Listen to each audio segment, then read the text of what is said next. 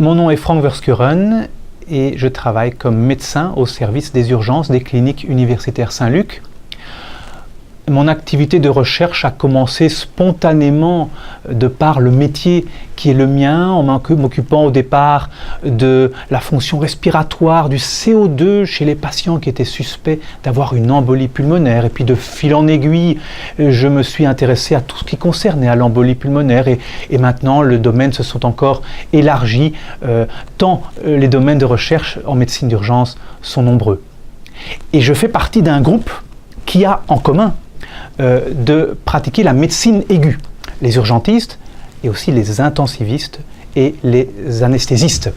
Et ensemble, nous faisons de la recherche dont nous avons voulu que les thèmes abordés, qui pourraient être tellement disparates, puissent être centrés vers 6 thèmes majoritaires.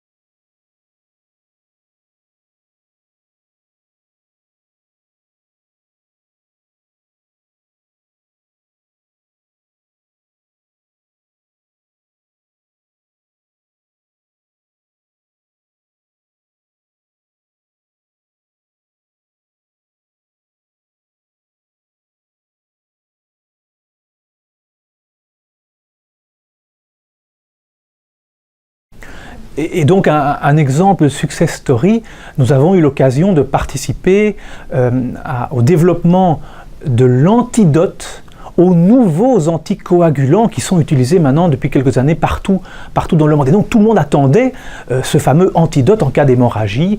Et donc on était scrutés dans notre centre pour voir si nos inclusions se passaient bien. On a eu la visite de l'Agence européenne du médicament. Et finalement, ce médicament, le Praxbind, a été récemment commercialisé et toute la publicité sur son utilisation en a été faite. Et ça fait partie des médicaments innovants de ces derniers mois. 3 forces et 3 faiblesses pour notre groupe. Je dirais comme force. 1, nous sommes des cliniciens, donc au cœur de la pathologie et proches de nos patients, ce qui nous rend très proches d'une recherche. 2, nous sommes dans un environnement universitaire qui se prête bien à la recherche clinique. 3, nous avons une bonne réputation et nous faisons partie d'un réseau international de recherche de qualité. S'il fallait parler de faiblesse, je dirais 1, nous faisons une recherche jeune. La recherche en médecine aiguë, elle n'est là que depuis quelques années, donc la recherche fondamentale, nous n'en faisons pas vraiment beaucoup. Des études de phase 1 sont difficiles à mettre en place. 2, nous n'avons pas de labo propre à nos activités de recherche. Nous sommes sur le terrain, plus que dans un labo. 3, je dirais la disparité des acteurs de terrain. Un urgentiste, un intensiviste, un anesthésiste font des métiers un petit peu différents. En conclusion, les thématiques que nous abordons, le sepsis, la coagulation, le périopératoire, sont des thématiques jeunes en recherche et peut-être moins bien connues. Mais tôt ou tard, chaque citoyen passera dans un service d'urgence, sera opéré et peut-être connaîtra quelqu'un qui ira aux soins intensifs dans sa famille. Donc ces thèmes de recherche et les questions qui sont posées sont très importantes.